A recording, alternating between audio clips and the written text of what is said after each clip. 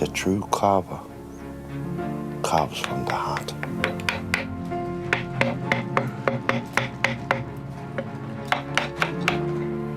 Doesn't carve from a style. The style is already there.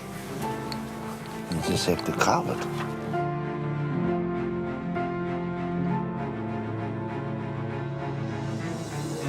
E whānau mai a hau, kai whakairo. E mai rāno. Ko tohu oranga tēnei.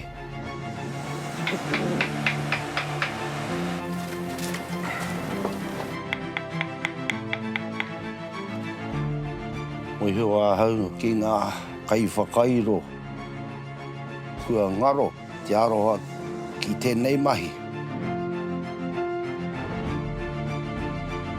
Wa pau te kaha.